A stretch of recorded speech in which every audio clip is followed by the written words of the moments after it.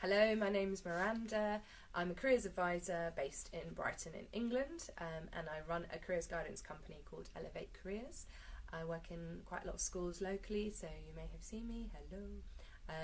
And this is part of a series of vlogs aimed at students making decisions for next year, so those after year 11. So it might be suitable for you if you're in year 10 or 11 or at sixth form and thinking about doing something different. So this particular vlog is all about what to study. So we've already looked at where you can study, and now this one's about what you can study. Two of the key kind of questions.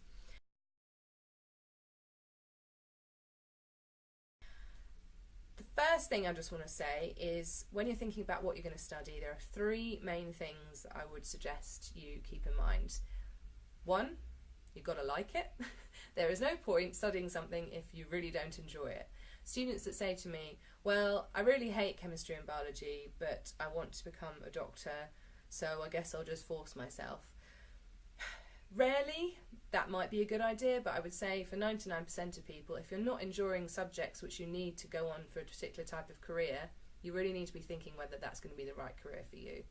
So please choose things that you like. If you like something, you're going to do better in it 100%. The second thing is you're good at it. Now, sometimes you might not do quite as well as you expected at GCSE for whatever reason. Maybe you didn't put the effort in, maybe something happened during your GCSE exams, lots of different reasons. If that's the case, then don't, because you didn't quite get the A grade or maybe even the B grade, think that's it, there's no point. But generally you need to be good enough at a subject that you feel that you're confident that you can continue studying with it and it not be a major pain. So really think, is this something that I can continue with, especially for certain subjects such as sciences, where the jump between GCSE and an A-level can be quite significant. So for example, things like physics and sometimes maths, if you're someone who, you know, can get B's but is maybe more comfortable at a C grade, you might need to, you know, really make sure that you're going to feel happy with it. Talk to your teachers, you know, say to them, do you think I'm going to be okay taking this any further? And if we're looking at C's or below, I would say you need to really probably be thinking about different subjects. Of course, this is always independent and individual to different people, so don't take this as a complete blanket and think, oh, you know, I really want to do that subject, I only get a C in it. It might be that it's a subject where there's some flexibility, and actually, you know, your teacher, if it's something a bit more subjective like art and music, it might be that, you know, you might do better in the next level up. So there's always a possibility, so don't take everything I say as completely Bible. Third thing to think about is this going to help me with my future? Now, this could be quite a difficult thing to consider, especially if you're not sure what it is you want to do with yourself when you're older. But if you do have some ideas, then it's probably a good idea to make sure that what you're studying is actually necessary, because sometimes there are specific things that you need to be taking. For example, I already mentioned medicine. You need to be doing biology and chemistry A-level at A-level. So you need to think, okay, do I need specific qualifications?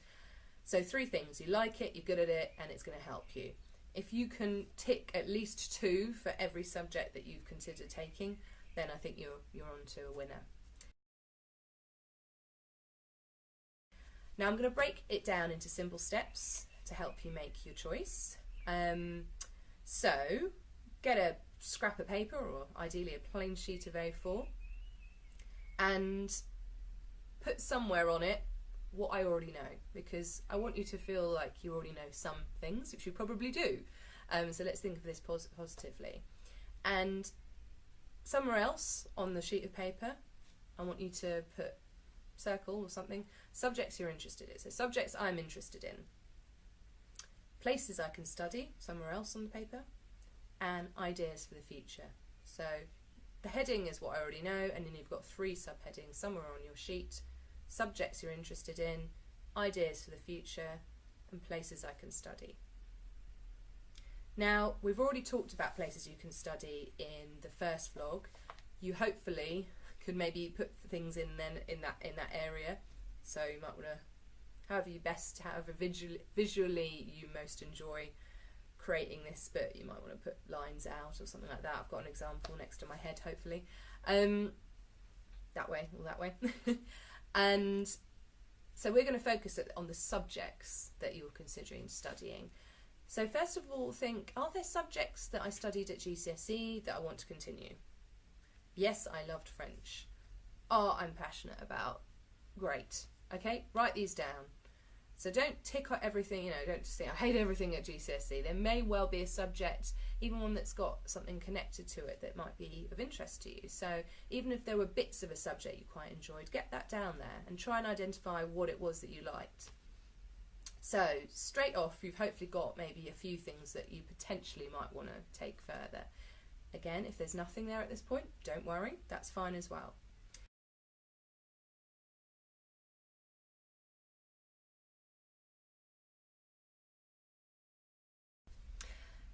So hopefully from our last vlog that I did, you've already had a good look through the local colleges that you can study at and have checked out the sort of courses that are available. If you've done that, brilliant, because you can probably add a few courses to subjects that you're already interested in, ones that you think, oh, it's kind of, maybe I want to know a bit more about that. And then hopefully when you attend the open evenings, you'll find out even more information. Make sure you don't just go to subjects that you've heard of, because there's all sorts of new things, things like psychology and sociology and business studies that you might have never heard of before, or you have heard of but you're not really sure. So you might have an idea of what it's all about, but it might not actually match up with what it's about at all. So make sure you really, you feel confident that you could explain what that subject would entail. Because then you know that it might be right for you or it might not be right for you. Either way, you'll know for sure.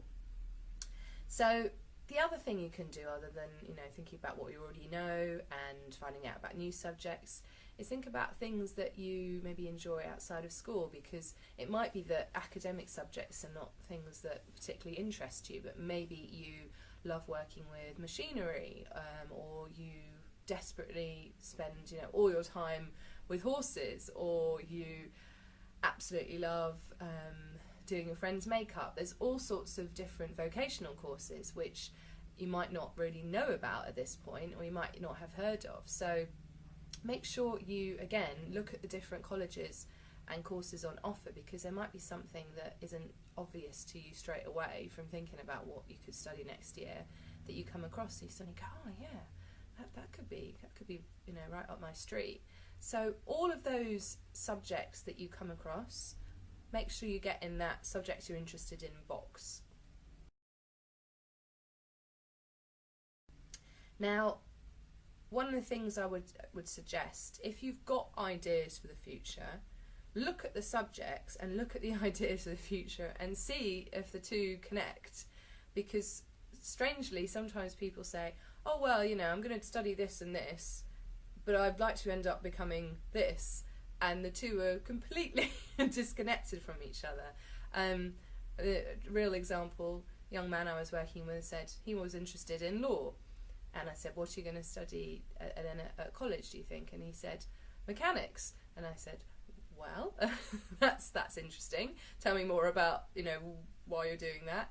And it turned out that his understanding of how to become a lawyer was quite minimal. And in fact, it worked out that him doing mechanics would be a much better route for him. But if he'd gone on doing that thinking, oh yeah, one day I'll become a lawyer, he might have had quite a rude awakening much later on, whereas at 16 we were able to say, okay, well, do you know what, mechanics is a much better suited career for you, and it works much better with the kind of things you're interested in. So really think about whether the things you're thinking about studying kind of will lead to the career you're interested in. It's that third thing.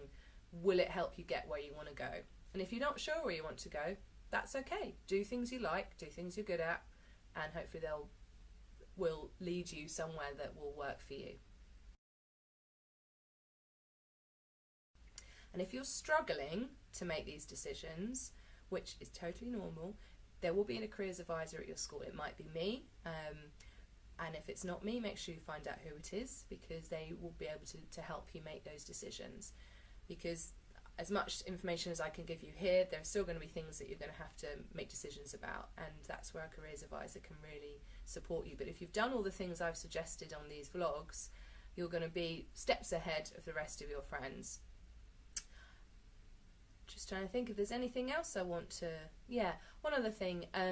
Some people out there might have loads of different subjects they're interested in, which I just think, I can't make a decision. And then others of you might have maybe none at all. I have no idea what I want to do.